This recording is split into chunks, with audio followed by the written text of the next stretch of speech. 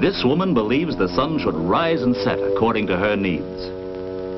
Her uncontrollable temper flares up at the slightest imagined provocation. She's cold, heartless, scheming, always ready to attack the unsuspecting male.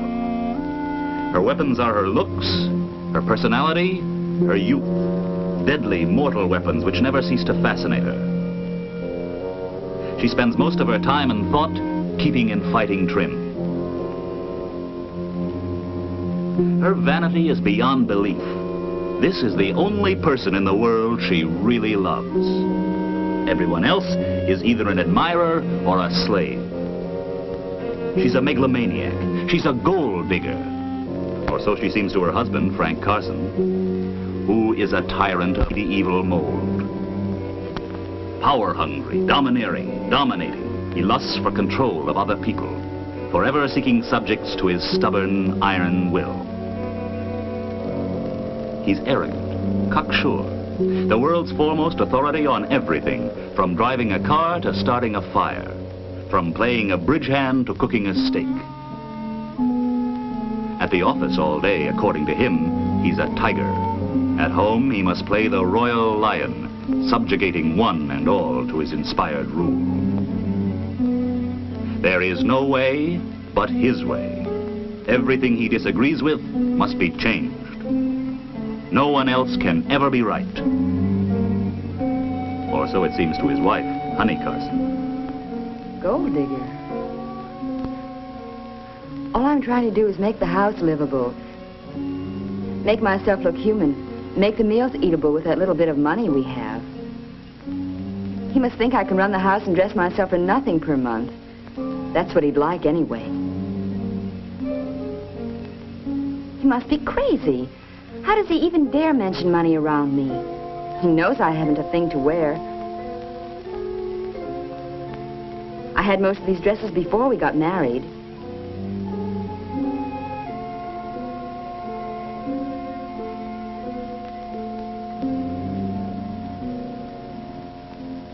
All my exotic scents. One miserable bottle of French perfume he gave me for Christmas a year ago. Cologne from the 10-cent store, and a home permanent kit. If I spend just half the money on perfume that he throws away on those silly pipes he never smokes, he'd blow up.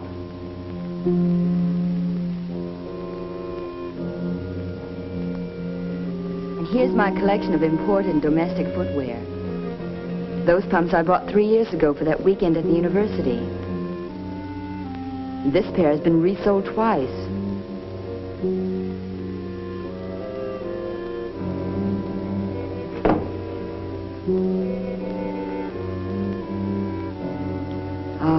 Fabulous Carson jewels, gold wash and glass stones.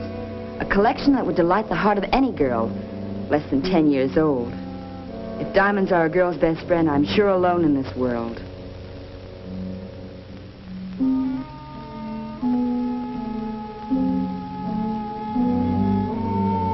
Power mad, she calls me. She's so wrong, it's funny. I'm just a slave around here. Work all day earning the money to keep things going and bring it back so she can spend it. We do what she wants to do, see who she wants to see, buy what she wants to buy. I haven't been out for an evening of poker with the boys in 16 months. The 5 while I was going with her, and the 11 since we've been married. After the workday, I'm supposed to help her around the house. I've practically got 2 full-time jobs. And what does she do? Runs around all day with her friends buying things. And when she gets tired, goes and sits under a hairdryer in the beauty shop to rest. It sure must be tough. Every single piece of this furniture is something she picked out. She liked. She saw in a magazine. She wanted. She. So of course there isn't a decent chair in the house I can read in, or a lamp a man can see the time by. Well, I've had enough. It's time I started doing what I want. There, that'll fix up her furniture. Frank Carson, his mark. It's a good thing she can't see this, or there'd be more trouble. In other words, young Mr. and Mrs. Carson are at it again. Another one of those bitter fights that are tending to become a habit in this, the 11th month of their marriage. Why? They don't know themselves. These squabbles seem to grow out of nothing. Take tonight, for instance. Honey was in a fairly good mood as she waited for Frank to come home at 6 o'clock.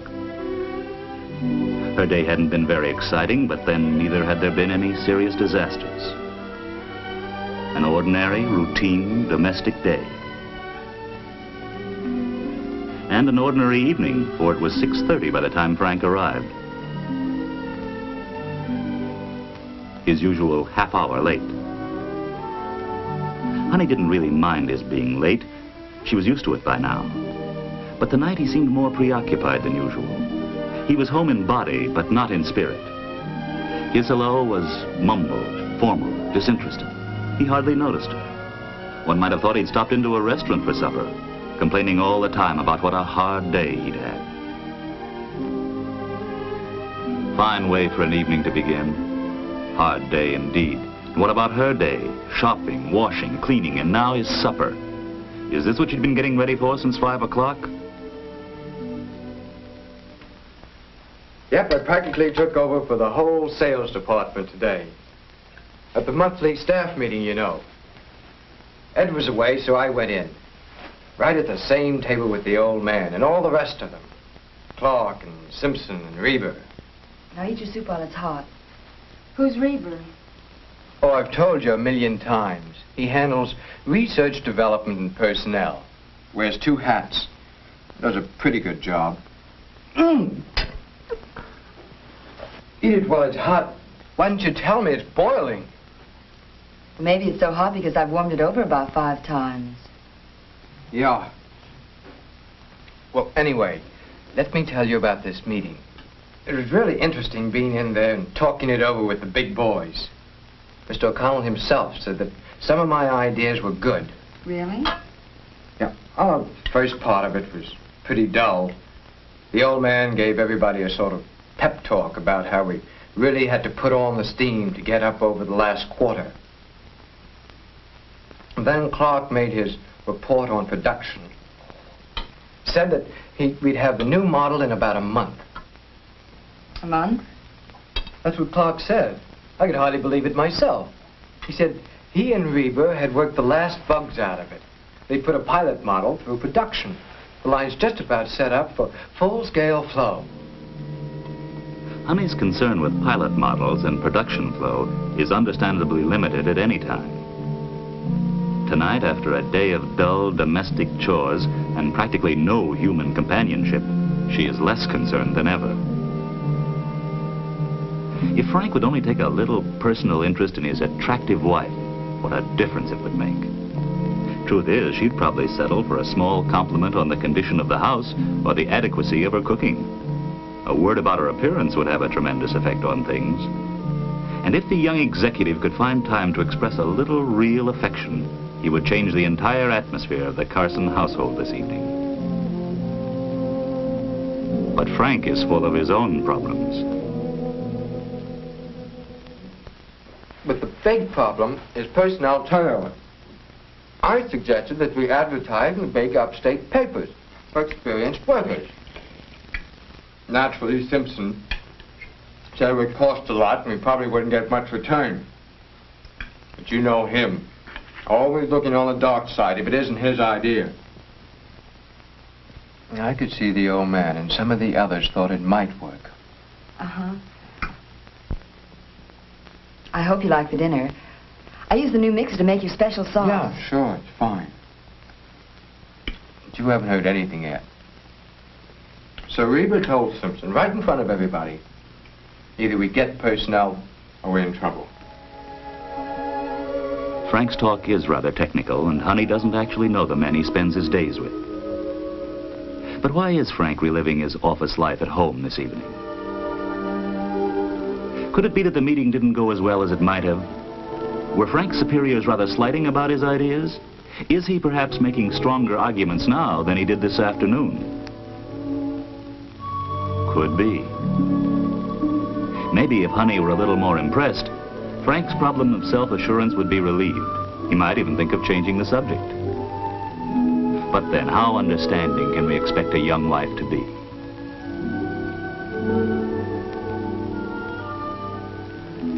You know how Simpson is.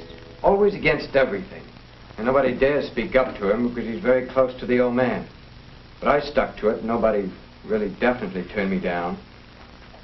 That wasn't all. Wait until I tell you what Clark said. What the... Who am I talking to anyway? The wall? Can't you even take a little interest in what I'm telling you? I was listening, sort of. I just wanted to see something in this magazine. Do you mean listening, sort of? Either you listen or you don't. Well, if you really want to know, I was getting pretty tired of hearing about the office. And talking about it steadily ever since you came in that door an hour late. You couldn't even take time to look at me. Whenever I try to tell you what I did during the day, you won't listen for a minute. I certainly do listen to you. Except when you tell me about something you want to buy, or one of those gossip sessions that are always going on at the beauty shop. Why, Frank Carson, you know perfectly well I hardly go to the hairdressers anymore. I spend all my time carrying bundles from one supermarket to another trying to save a penny on a bunch of carrots. I don't see why you can't take a little interest when I talk. Seems to me the least you could do. After all, I work for both of us. Both of us? Before we were married, you didn't mind my going to the beauty shop. You'd tell me how beautiful I was. You'd brag to your friends how I always look so neat and well-dressed. Now I can't even buy a jar of cold cream without you screaming your head off. I look like a witch. No makeup, these old clothes I have to wear. Old clothes you have to wear? What was that bill for $27.50 for last month? And those new shoes. The dozen pair of nylons you buy every week. What a change. Just 11 months. You're not the same Frank that I married. We're so sweet, so romantic. It was all love then. All you do is complain about the money I spend, the way I arrange the house, the clothes that I buy, every single thing that I do. Don't put on the tears. I come home dead tired and you have to start crying. Or you're just a silly, inconsiderate ninny.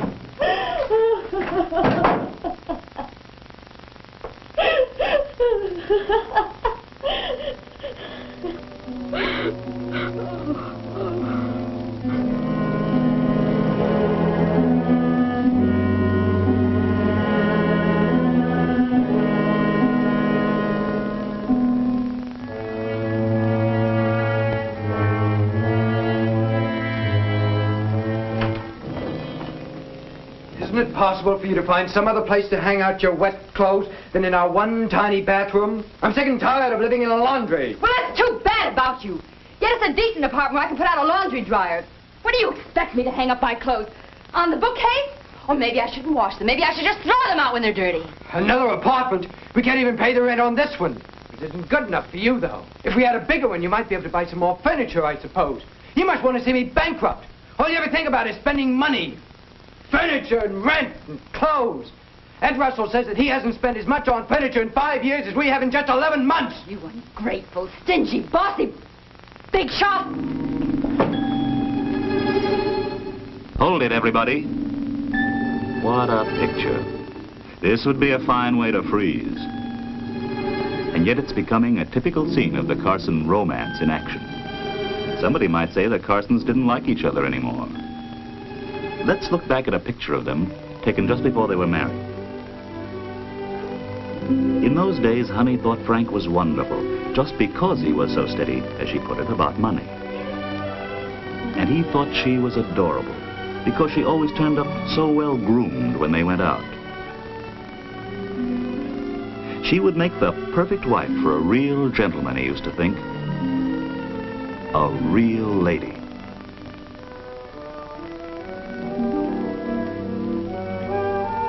Honey would ruin the evening with one of her scenes, and just on a night when we were going out. Maybe I ought to call up and tell them we can't make it. Certainly can't go over there fighting like this. How can I explain, though? What'll I say? Guess I better not. If only Honey would be reasonable. I'll talk to her. No, let's face it. When she's in a mood like this, you can't make her understand anything. Maybe I should apologize and make up. Sure, that would work. Why not? No, I'd better not. She'll just think she's completely right as usual. And it's all my fault. Nope, I won't make a move. What a shame Frank had to go and spoil everything this evening. Just the night I make a special dinner and we're going out, he has to act that way. I wanted to see Francine so much. I'm dying to show her my new coat. Maybe I can bring Frank around. He's had enough time to realize how awful he's been by now. No. Why kid myself? He wouldn't admit he was wrong. He loves scenes. They make him think he's boss. I want to get out of this apartment so much, though. Maybe I should just go in and say I'm sorry and make up. Yes, that's a good idea. But, darn it, if I do that, he'll just think he was completely right as usual. That I really am a gold digger. That I was all wrong. He'd love it. I won't. I can't. I won't budge. Should she? What do you think? Whose move is it? Which one of them is to blame for all this trouble? I can't tell because I know them both so well. Who am I? I'm an old friend. I'm the ring that she picked out and he paid for. Both their names are engraved on my side, separated by the word love. Less than a year ago, I heard them both say, I take you for better or for worse. I've had a bad time tonight. Because I know that the Carsons are really swell people, both of them. I'd like to see them happier in their marriage. How can they break the vicious circle and rediscover the affection and respect they once felt for each other?